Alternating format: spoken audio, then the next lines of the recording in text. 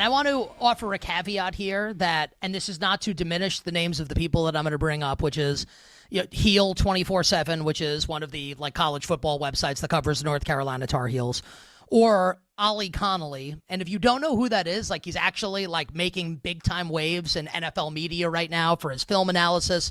He's based in the UK. I've actually heard him over the past year or so on a couple different podcasts. He's very good and seems like he's plugged in. Now, it's not like Pete Thamel is reporting this, or Brett McMurphy, or a guest that we have on the show that cover Andy Staples, etc.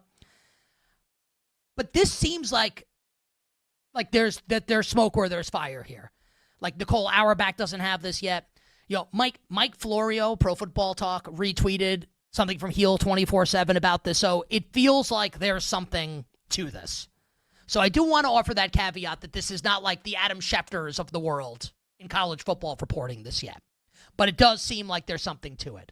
And the story, and if you could tell coming back from break, and that's ESPN, courtesy of The Call, one of Clemson's many touchdowns against Bill Belichick in North Carolina this week. The reports from Ollie Connolly and others are that Bill Belichick is discussing buyout options with North Carolina.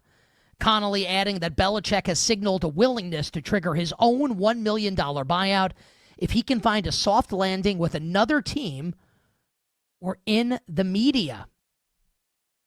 And that there's apparently recruiting violations that could really hamper what North Carolina is trying to do. That was kind of the Heel 24/7 report. Reports of rules violations fueling the situation. You're starting to get the sense that this is going to end, and it's going to end soon. And it's going to end in a very messy way for Bill Belichick and North Carolina. The Heels are 2-3 with wins over Charlotte and Richmond.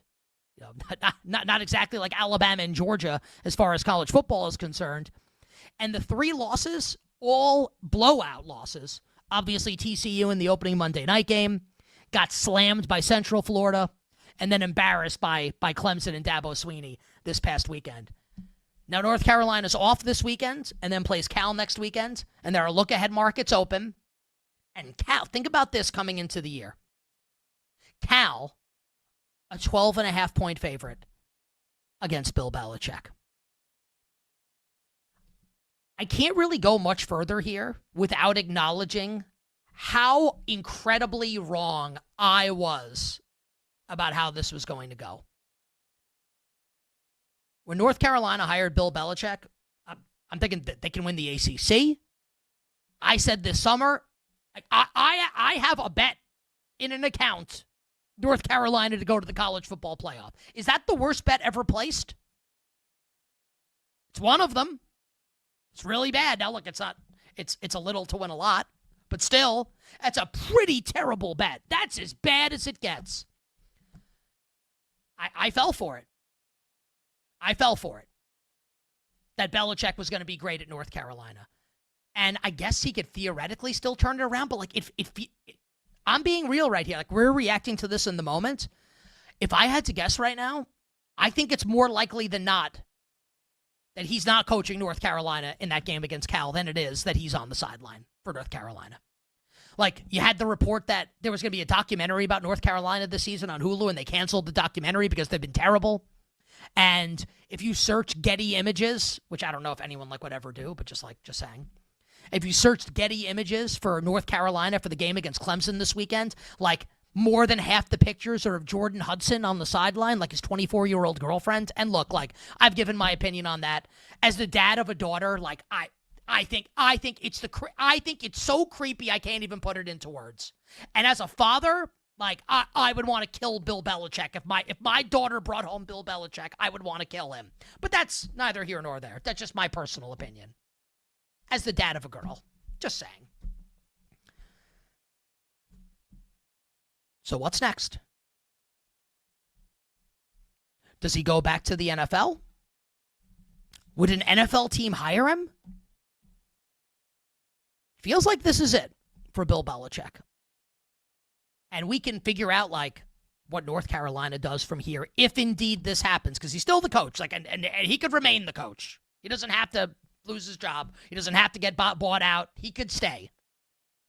But if this is because if he stays, they're going to be bad. right? Like, well, what are they going to go this year? At best, 6-5? At best? They're not good. So I think, like, I want to briefly say this. I don't know how brief this is going to be, but because everyone's going to start getting their takes off about this, right? And people are going to look at, like, Mac Jones, for instance. And people were saying this on Thursday night as Mac Jones is lighting up the LA Rams. Like, look at what Kyle Shanahan was able to do. Why couldn't Belichick do this? Tom Brady leaves and goes to Tampa, wins the Super Bowl. Belichick makes one playoff appearance post-Brady. It's with Mac Jones, and they lose by 1 million on the road in Buffalo to the Bills.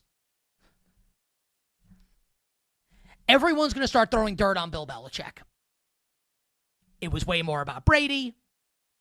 Never won without Brady. And now look at what's happened in North Carolina. And the Carolina stuff is indefensible. And how, like, weird he's gotten. And, like, whatever. Like, he's an old guy. Like, whatever. Go get your rocks off, man. I don't know. I don't like it, but whatever. Let's just, like, the football coach. If we are going to do this, like, retconning of Bill Belichick, that, like, he sucks now and was actually never good, I'm not going to stand for it. Like, you don't know ball if you think he sucks. And you think Brady's the only reason they won. Now, if you had to pick one, like Brady or Belichick, you'd take Brady. I'm not stupid enough to insist otherwise. Like, Brady's obviously more important to the best football player ever. But Brady has more to do with it than Belichick. But to say that Belichick gets, like, no credit for anything is insane. And I've said this before, that prior to becoming the greatest coach in the history of the NFL, head coach, he was the greatest defensive coordinator in the history of the NFL. Oh, he had Lawrence Taylor. Like, okay, he went to the Jets, was with the Patriots, great defenses. Authored the greatest game plan in the history of the Super Bowl, Giants against the Bills in Super Bowl 25. Let Thurman Thomas run for over 130 yards in that game because he knew that was the key to victory. It's immortalized in Canton, that defensive game plan. Like, I'm not interested in the Belichick sucks conversation. This is bad, and it's indefensible. And it'll leave a black eye on his coaching career at the end, and that's not how you want to go out, if indeed this is how he goes out. But it should not impact his legacy. If he coaches this game in a couple weeks against Cal,